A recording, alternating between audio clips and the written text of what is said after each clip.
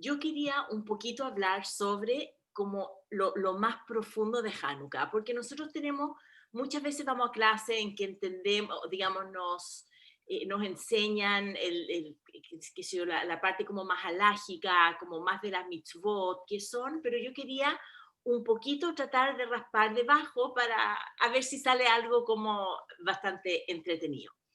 Pero para eso tengo que poner claro el contexto histórico de Hanukkah para que podamos después un poquito raspar más profundo.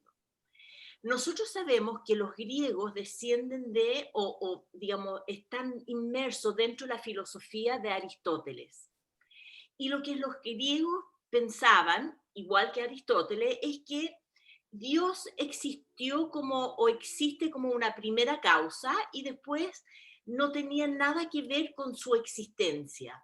Era como la primera causa, pero no estaba ahí presente.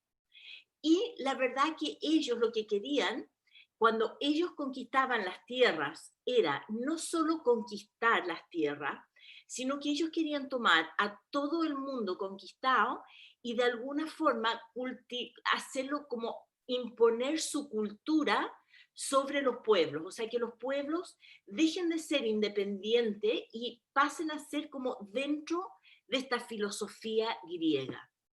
El Maharal de Praga, que es un Rav, digamos, de Praga muy grande de los años 1500, etcétera, dice que el problema cuando los griegos trataron de conquistar a Israel era súper, súper profundo. ¿Por qué? Porque los griegos eran una cultura tremendamente iluminada. Los griegos, aunque digamos, somos un poco duros al tratar a los griegos, pero en el fondo eran culturalmente una de las culturas que más influyeron sobre el mundo. Y ellos en el fondo lo que profesaban era amor hacia la ciencia, hacia la lógica, tuvieron como sistemas de pensamiento racional y lógico, eran apasionados en cuanto a la filosofía, amaban la biología, la matemática, desarrollaron la literatura, el arte, los deportes y el atletismo y todo lo que nosotros sabemos, digamos, del helenismo y del cuerpo, el cuerpo humano y el amor al cuerpo y la conciencia individual. Ahora, eso para los Yehudim les presentó un paquete que era muy, muy atractivo. ¿Por qué? Porque nosotros como pueblo también fuimos y somos un pueblo tremendamente iluminado, a donde la ciencia, la filosofía, el arte toman un rol preponderante sobre lo que nosotros somos. Entonces, los judíos en esa época fueron muy atraídos por esta filosofía griega y de hecho muchas personas cayeron en esto. Y tan fuerte es esta filosofía que lo encontramos hoy día. La filosofía, según Rambam, de Aristóteles y por lo tanto los griegos, era que se tenía que negar todo lo que nosotros no podíamos ver, todo lo que no podíamos percibir o no podíamos sentir. Por lo tanto, los griegos decían que solo existe lo que yo soy capaz de ver. O sea, Dios, chao, para otro lado. O sea, era absolutamente como fuera del foco de lo que era el pensamiento griego. Y hoy en día la ciencia se ve lo mismo, o sea, el pensamiento científico también es solamente lo que se puede probar. Lo que no se puede probar no existe, por lo menos no científicamente. Entonces, eso trajo una mirada de los griegos que el mundo, digamos, lo importante en el mundo era la belleza y el placer, digamos, desenfrenado, que era lo que nosotros conocemos como el helenismo. Sin embargo, cuando los griegos buscaban descubrir las leyes de la naturaleza, la ciencia del universo, los sistemas de los planetas, la composición del ser humano, etcétera, lo hacían como para descubrirlo. Pero para el pueblo judío, para lo que era el judaísmo y para lo que es el judaísmo, el objetivo es descubrir las mismas cosas, pero con el fin de encontrar a Shem, a encontrar Dios detrás de la naturaleza. La filosofía judía, en el fondo, quiere comprender el mundo y el entorno para poder descubrir la trascendencia y la existencia del ser humano y por supuesto de Dios. Entonces las filosofías, aunque parecidos en lo que los dos les gusta, eran opuestos completamente en el fondo, o sea, eran, la verdad, dos culturas más o menos opuestas. Y de hecho el judaísmo, según muchos rabanim, en el fondo es la búsqueda del placer.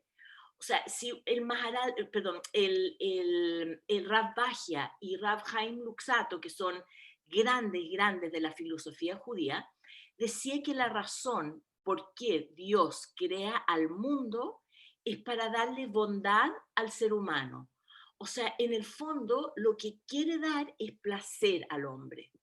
La diferencia es que para los Yehudim el placer debe tener un sentido, el sentido de vida, y el sentido es una característica espiritual. Nosotros también buscamos el placer, pero entendemos que el placer tiene distintos niveles. A mí comer una pizza me trae muchísimo placer, pero un placer que me dura 1 minuto, 5 minutos.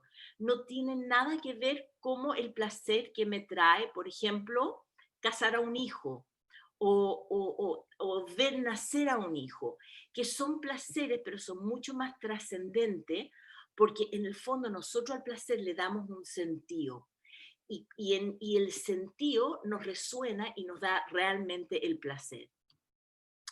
Entonces, en el fondo, por primera vez los griegos se encuentran con un choque en que no queremos aceptar, por lo menos bastante, digamos, no querían aceptar esta filosofía griega como impuesta porque no tenía que ver con el judaísmo. Entonces, ¿qué hicieron los griegos? Fueron súper inteligentes, o sea, entre comillas, ¿qué hicieron? Prohibieron lo siguiente. Uno, Rosh Hodesh, que significa el primero del mes, que es cuando los judíos reconocemos que Hashem renueva el mes para nosotros. Espiritual, sentido, para afuera. Segundo, nos prohíben el Shabbat. Shabbat es el reconocimiento de Am Israel, del pueblo de Yehudí, que Dios creó el mundo. Eso es el Shabbat. 6 días Dios crea el mundo, el séptimo descansa. Por lo tanto, reconocer sentido, trascendencia, para afuera. Tercero, realizar Brit Milá. Prohibieron Brit Milá, ¿por qué? Porque eso es lo que da la identidad del Yehudí, para afuera, lo prohibieron. Prohibieron el estudio de Torá, que es la identidad del pueblo judío, y prohibieron el ir a la mikve, que es como relaciones de pureza entre las parejas, porque en el fondo eso era lo que da el sentido profundo de lo que es amor en pareja, lo que es la pareja, lo que significa, y por lo tanto lo prohibieron. ¿Qué buscaron hacer los griegos? Por lo tanto, erradicar la identidad judía. Si nosotros tomamos la fiesta de Purim, en Purim, Hamán y los secuaces, ¿qué querían? Querían matar al pueblo. Los griegos no quisieron matarnos, los griegos quisieron matar nuestra identidad. O sea, uno era matar el cuerpo y esto quería matar el espíritu. Buscaba una cosa bastante más profunda, digamos, lo que buscaron hacer los griegos. Entonces, ¿qué es lo que pasa? ¿Qué es Hanukkah? Se produce en el momento que los griegos invaden el templo, impurifican el aceite que hay ahí, los Hashmonaim hacen la guerra y ganan, y cuando van los Kohanim ven en el santo santuario, solo hay aceite para un solo día. Ojo, ¿qué hacen los griegos? No destruyen el aceite, ellos no quieren destrucciones físicas, ellos quieren destrucción espirituales. ¿Qué hacen? Impurifican el aceite. O sea, tratan de mostrarlo a los Yehudim que lo puro y lo impuro no importa, no tiene valor, no existe, que todo es igual. Entonces, ¿qué pasa? Existe digamos, ocurre el milagro y el aceite de la menorá, en vez de durar un día, dura 8 días. Entonces la pregunta es qué realmente está pasando, y escuché una idea tan linda de Rav Shlomo Ben Hamu, que es para mí fue como una luz que yo no sabía, entonces me gustaría compartirlo con ustedes. ¿Cuál es el origen de Grecia? Y todo se encuentra en la Torá. Es impresionante cómo nosotros podemos encontrar todo en la Torá. Grecia en hebreo se dice Yaván. Y nosotros, para saber de dónde nace Yaván, tenemos que volver a la historia de Noah. En Bereshit, la historia de Noé con su arca. Resulta que Noé vive en una generación que digamos, cae en malas andanzas, y Hashem le dice que construya un arca, que suba toda su familia, los animales, etcétera, porque Dios iba a destruir el mundo por medio del agua. Entonces suben todos al arca, empieza a llover, y durante 40 días y 40 noches se abre la lluvia del cielo para abajo, las aguas de abajo para arriba, se inunda el mundo. Y luego, después de un año, el arca llega a un lugar seco. Noé se baja del arca, planta un viñedo, se emborracha, y los hijos lo encuentran desnudo y lo tapan.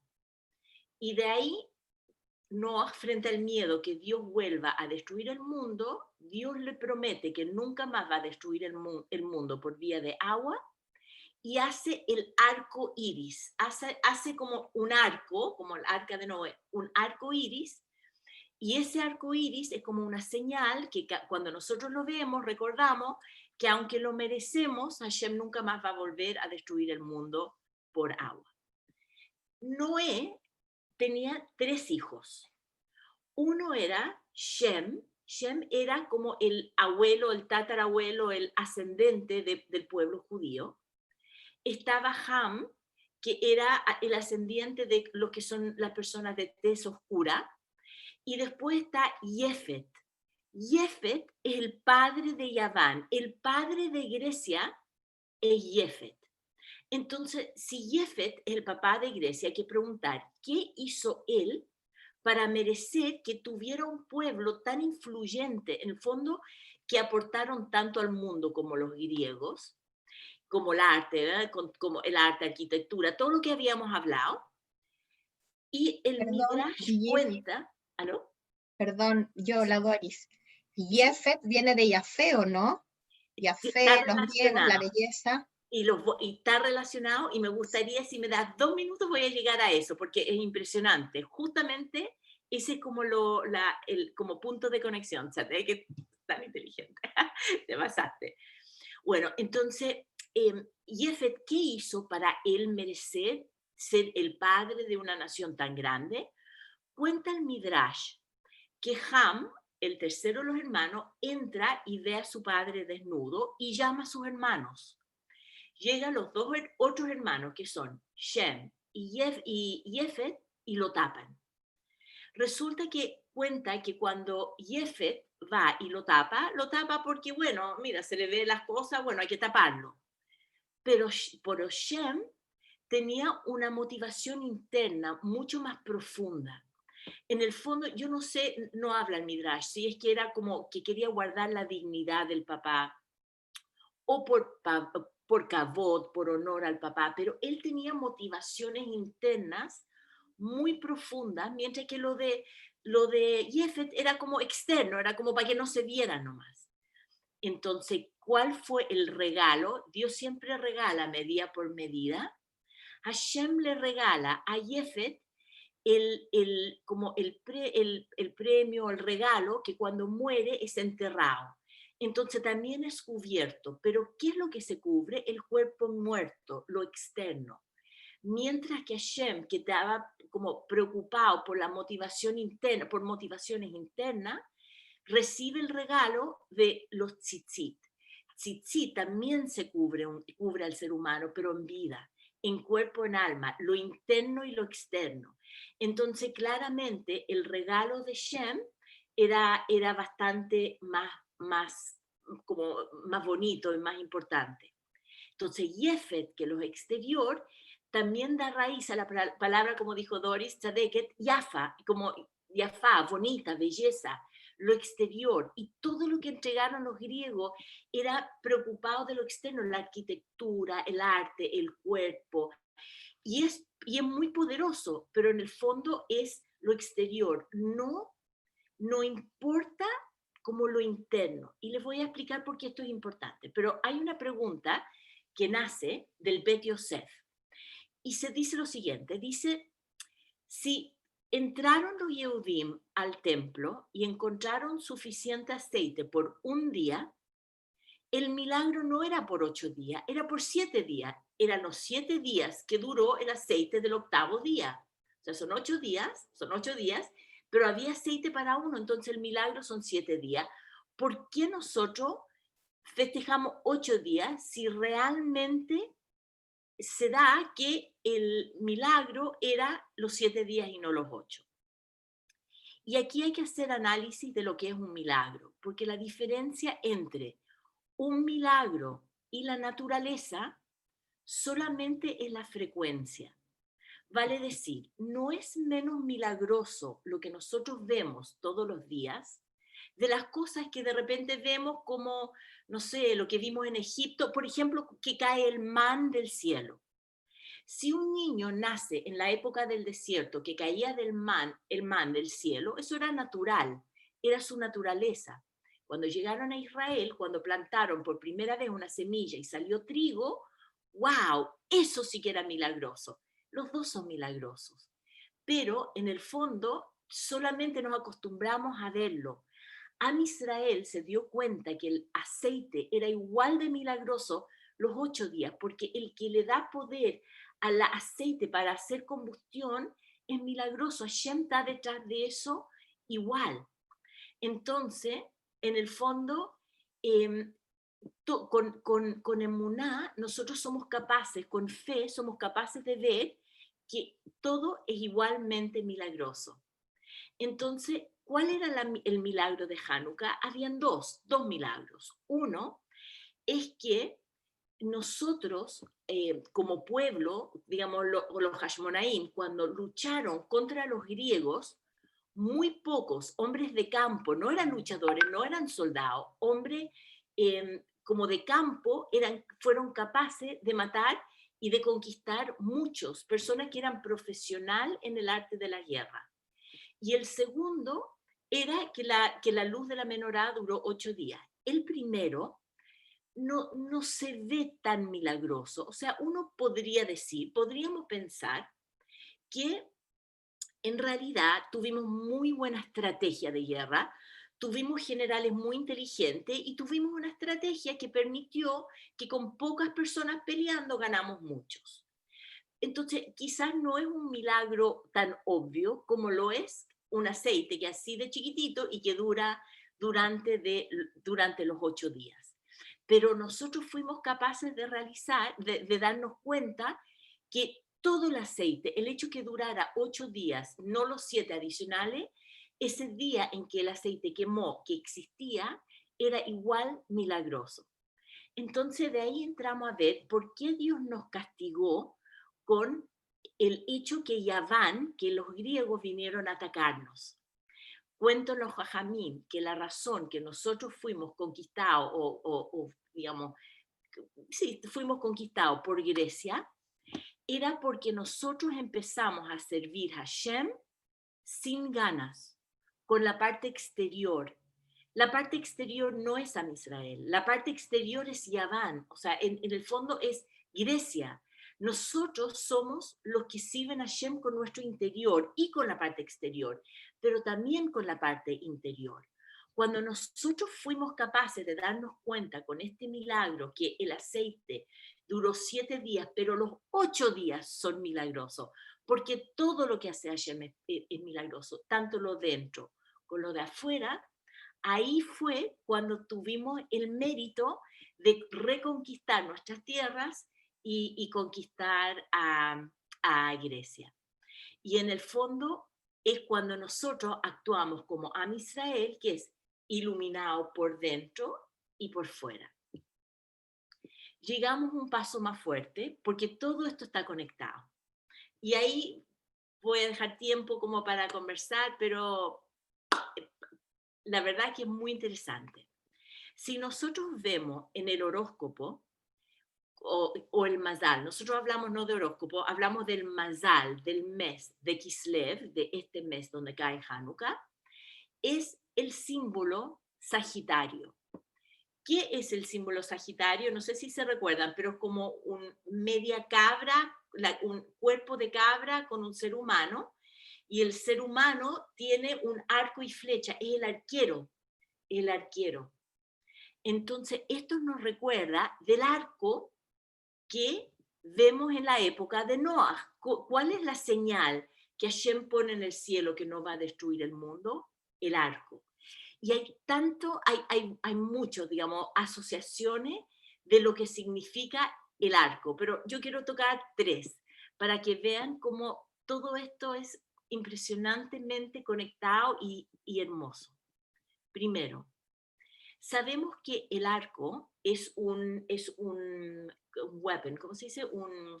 Un arma, es un arma.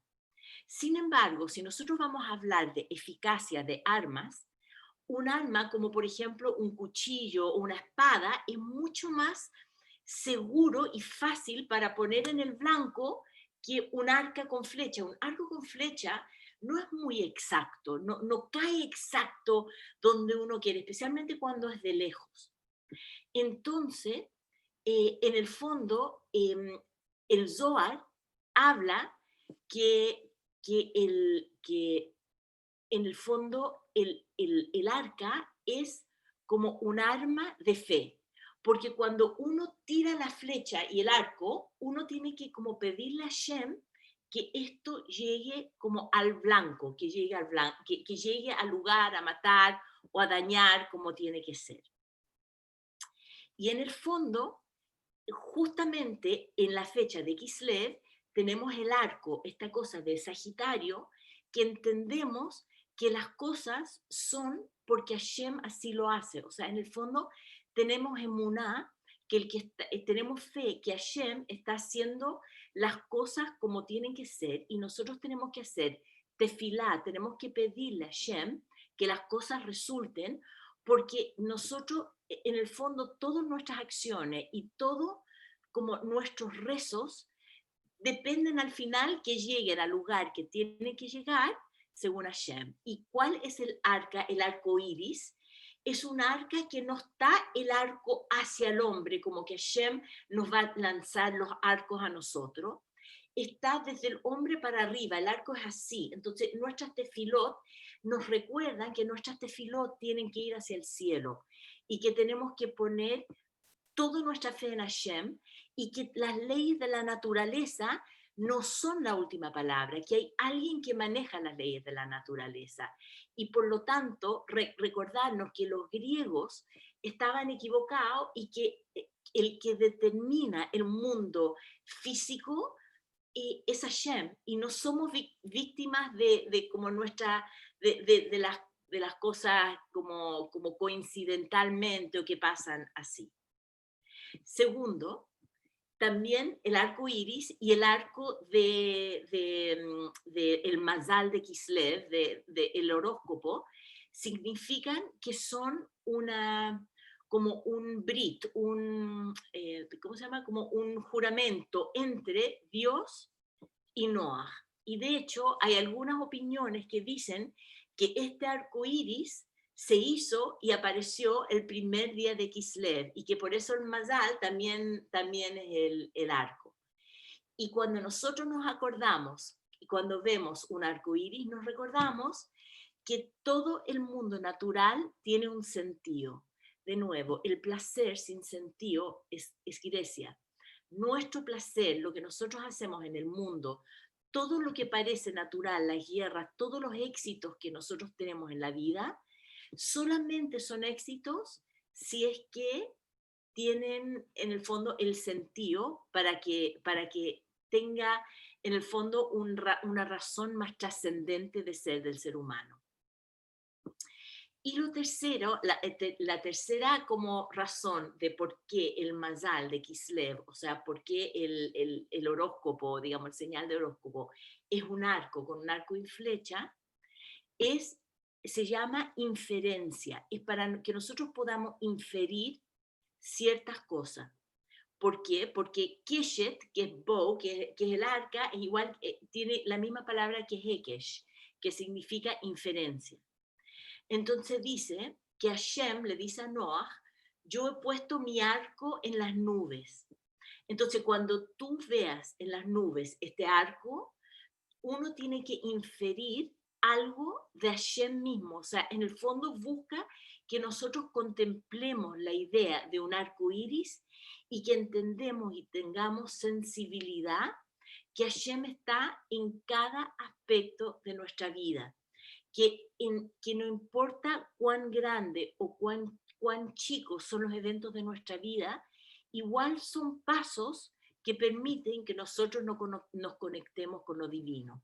Y eso es un poco la idea de judaísmo, que todo lo que nosotros hagamos en nuestra vida, nosotros le demos este trasfondo como espiritual y con sentido. Y por eso cada vez que comemos, hacemos una verajá, después de comer hacemos birkat hamazon, porque hay reglas de primero se pone el zapato izquierdo, derecho y después izquierdo, se cierra el izquierdo, el derecho, que hay una bendición después de salir del baño.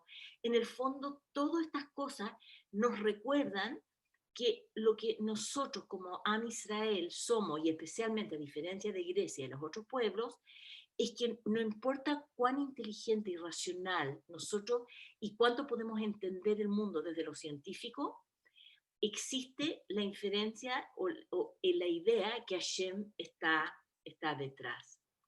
Entonces, en el fondo, lo que nosotros hacemos es tomamos explicaciones científicas y lo endulzamos poniendo a Hashem en este cuadro de cómo el mundo funciona.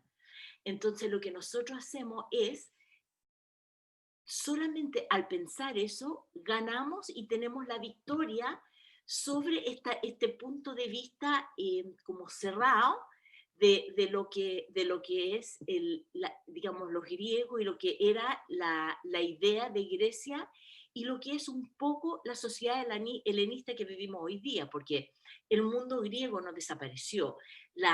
Todo lo que nosotros estamos viendo en nuestra sociedad hoy día también es símbolo de lo que dejó Grecia y este culto al cuerpo y esto es ir al gimnasio, no para ser sano, para servir a Hashem mejor, porque ahí es bueno ir al gimnasio, es ir al gimnasio para verme mejor, para que el mundo me vea mejor. Y eso de nuevo es Grecia. Entonces, en el fondo, la idea es que nosotros usemos Hanukkah y estemos recordados en Hanukkah como una pequeña vasija de aceite y una pequeña sabiduría digamos, de lo que es los jajamim de Am Israel, pueden hacer que como la llama de sabiduría y la llama de luz divina permee nuestras almas y haga Bezat Hashem no solo que nos iluminen a nosotros, pero que nosotros iluminemos hacia afuera. Porque una cosa es esta cosa exterior que buscaba Grecia, que es iluminar lo exterior, y nosotros iluminamos lo exterior desde adentro para afuera.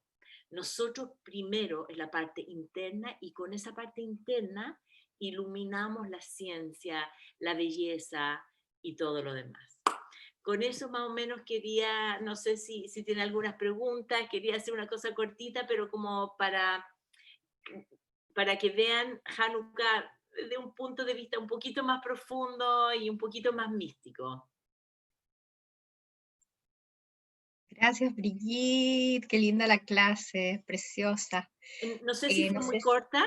No sé si fue muy corta. no, está perfecto. No sé si alguien tiene algún comentario o alguna pregunta. En Cisroco también pueden preguntar, se acercan al computador y pueden hablar todo lo que necesiten. ¿Alguien quiere preguntar algo o comentar? Yo te quería hacer una pregunta. Ok, a ver si puedo.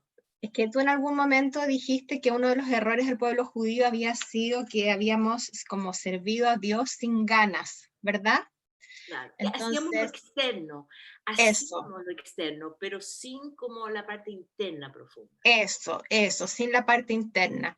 Entonces, yo creo que eso lamentablemente nos sigue pasando día a día porque es parte del ser humano. Es tan difícil mantenerse constantemente motivado y uno muchas veces hace lo externo, hace, pero de adentro a veces uno está sin ganas, está desmotivado, está sin mucho contenido dentro. Y pensando específicamente en Hanukkah, que son 8 noches, yo creo que por lo menos a mí, yo creo que a muchos les ha pasado también, que la primera noche uno parte con toda la energía y las ganas y la motivación y la conexión, la segunda noche las velitas, todo, pero ya a la séptima, a la octava. Entonces mi pregunta es un poco cómo, si nos puedes dar algún tip, algún consejo para mantenerse por lo menos en las 8 noches de Hanukkah, Mira, conectado, lleno de adentro, motivado. una de las formas que yo encuentro súper lindo y es como una actividad muy linda de familia es que por cada día de Hanukkah uno escribe el mismo número de cosas y cada persona en la familia lo escribe por la cual está agradecido. Entonces, por ejemplo, el primer día de Hanukkah escribo una cosa por la cual estoy agradecida, el segundo dos, el segundo tres, el cuarto cuatro. Y ahí se van aumentando mucho porque es cada miembro de la familia que después lo pueden conversar, como igual es lindo estar la primera media hora delante de la menorá y como estar ahí, lo que nosotros hacemos es meter a Shem dentro de, o sea, la idea es a lo que estamos agradecidos gracias a Shem, o sea, agradecer a Shem. Entonces, la idea es usar esos 8 días trayendo ideas, porque entre uno más gratitud tiene, más amor tiene. De alguna forma dice, wow, qué increíble. Y eso además permite que veamos un poco cuál es el mindset como de nuestros hijos y nuestra pareja, en qué están, qué para ellos es importante, cómo uno puede traer lo divino dentro de lo que ellos están agradecidos, porque te pueden decir, estoy agradecida que me comí una pizza muy rica. Y uno puede contemplar, wow, ¿quién le da, por ejemplo, al tomate el sabor a tomate? Porque pudiera todo tener gusto a arena.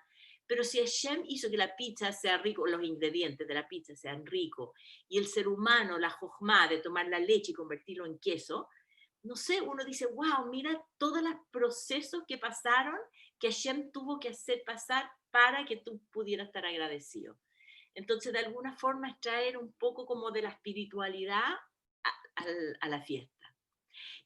Una cosa se me olvidó, esto te lo digo a ti, Doris, súper interesante también, está todo unido también, no quise hablar mucho de la Sefirot porque es difícil, pero la Sefirá de Hanukkah es Hod, es el mismo que Aarón Hacohen. Entonces, Hod quiere decir resplandor, el resplandor, o esplendor. Y el esplendor es la belleza de afuera para arriba, en oposición a, por ejemplo, Hadar, que es solamente lo externo, porque nosotros somos lo interno. Y por otro lado, Aarón es el que hace el tikkun de esa midá, desde la sefirá, y quiénes son los que corrigen el problema, los hashmonaitas, que son Kohanim.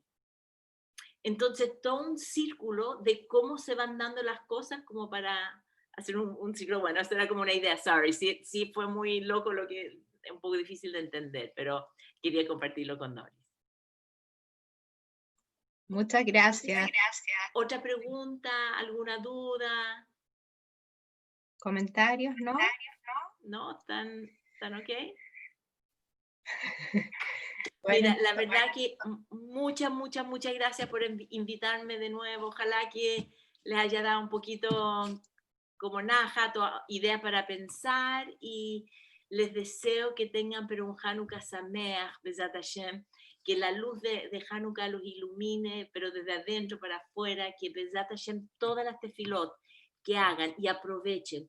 Dicen que las puertas del cielo están abiertas cuando uno prende la vela o cuando alguien prende la vela para uno. Pidan, Hashem escucha todas las tefilot. Aprovechen que no hay nada que no vuelve. No hay tefilá que llegue al cielo que de alguna forma no es respondido. No siempre vemos la respuesta, pero siempre vuelve para bien. Brigitte, muchas gracias. Yo por lo menos aprendí un montón. Muchas gracias. Te pasaste. Gracias a todos. Y si Dios quiere, nos estamos viendo el próximo miércoles con otro shiur. Así que Hanukkah Sameach para todos. Gracias. Gracias. Chao, chao. Chao.